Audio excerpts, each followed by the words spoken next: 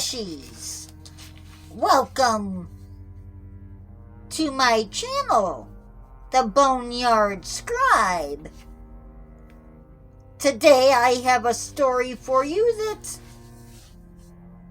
I think you'll enjoy.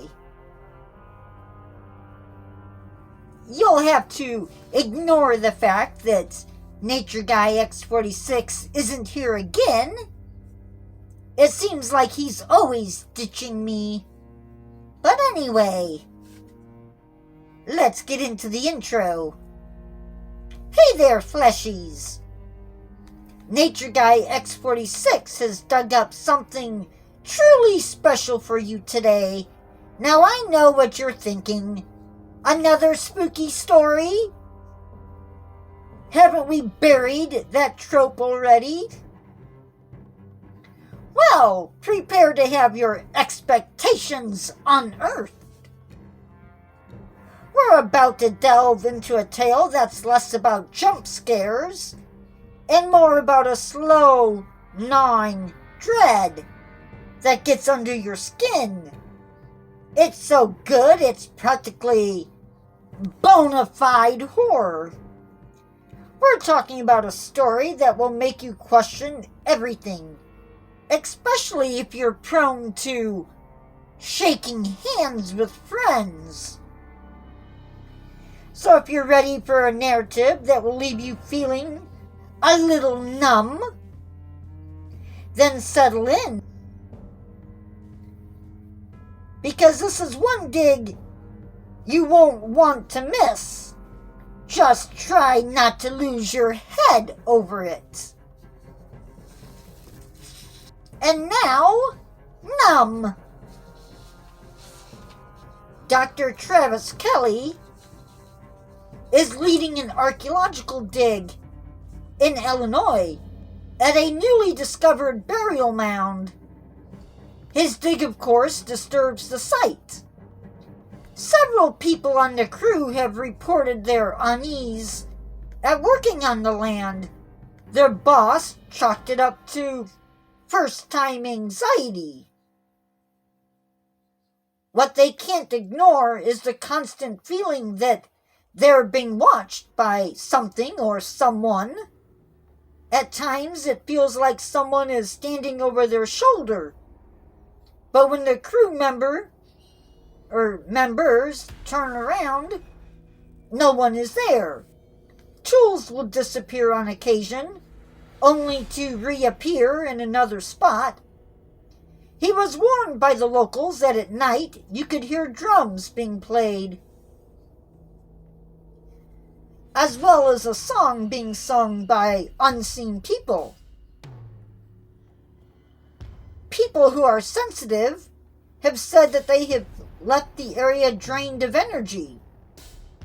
These things come from just visiting the site. Who knows what will happen when the real work of the dig begins? Over the next few weeks, a skeleton of a high-ranking official comes into view. After a brief exam of the body and the items that were buried with the body, it leads our doctor to believe that in life, this skeleton would have been a priest, a priestess, or a shaman. As the doctor examines the bones, he picks up more than just the bones. He is slowly absorbing a curse from the land, a curse to make someone less human. He removes those emotions that make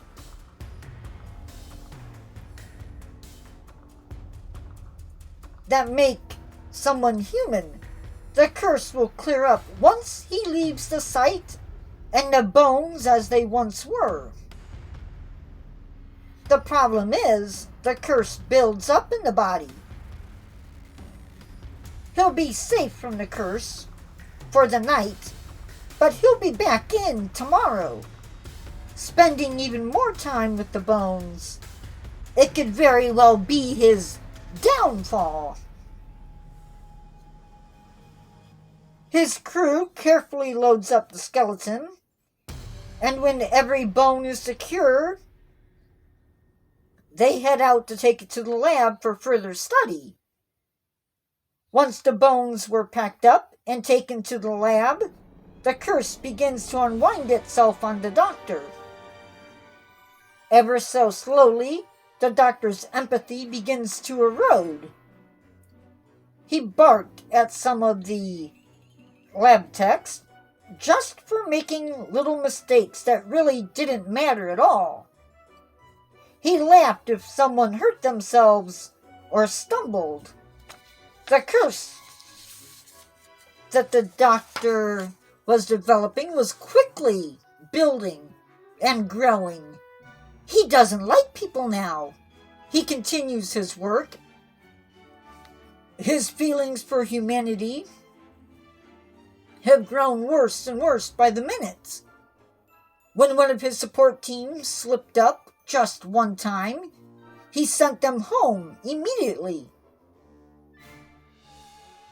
almost hoping for them to goof up, so he could finally let out all the anger and disgust he felt. He was having none of it. There won't be anyone working for him if this continues. It is the end of the day, and he is to the point where he hates people.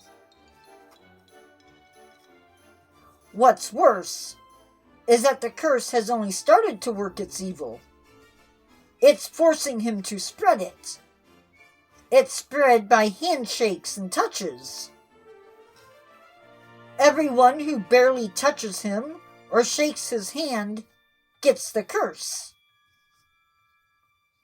The longer the touch, the stronger the curse is within them. It could also manifest as a subtle compulsion to touch others. Not in a bad way, mind you.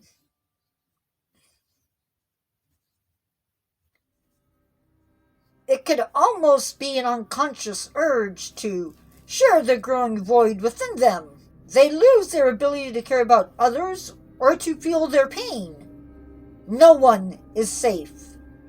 A sufferer of the curse loses what makes them human.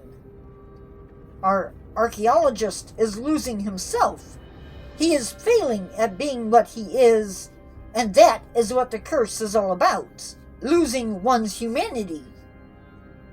After the first night, Travis shows up the next day at the dig. You can plainly see the anger burning in his eyes. He's looking for a reason to yell at someone. At this point, all he can do is return the remains. Once returned to their soil from whence it came, the curse will then be lifted. The problem is, he doesn't want to. By the time he does return the bones, the damage to his reputation will unfortunately be done. He'll have to mend those bridges on his own if he can. Today has been relatively okay. He's been mumbling under his breath at every turn. He found himself wrestling with an almost physical urge to snap,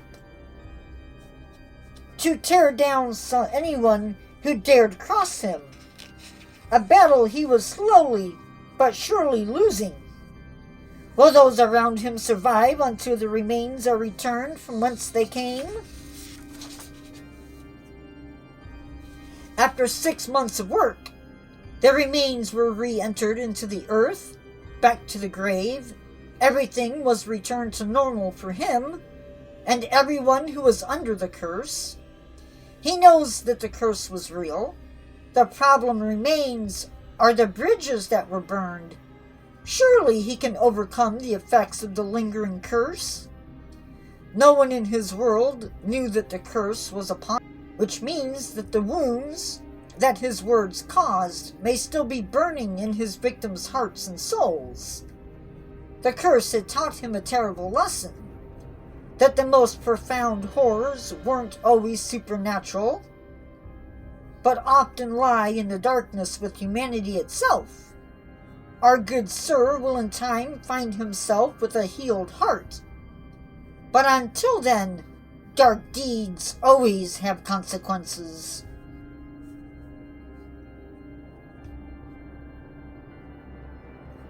The end. Well, Fleshies, that was quite the dig, wasn't it? Our good Dr. Kelly certainly unearthed more than he bargained for, didn't he? Turns out, some curses aren't just about ancient spirits, but what they bury deep inside us. He learned the hard way that when you excavate your humanity, you might just find a void where your heart used to be.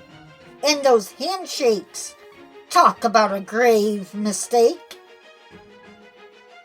As for Nature Guy X46, he's currently on an expedition to find his lost empathy. For me, can you imagine? Anyway, or maybe, just maybe, he needed a break from all the bone-chilling revelations that he's getting. No, he's not. But perhaps he's taking a little break from writing all the stories for me. You think he would do that, Fleshy? You think he'd give up writing for me? I don't think so. Either way, he's a bit numb to the world right now.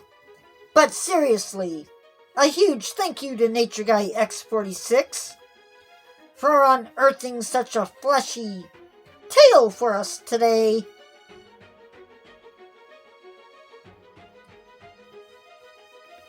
Goodbye, Fleshies. Pleasant nightmares. I hope you aren't snowed in.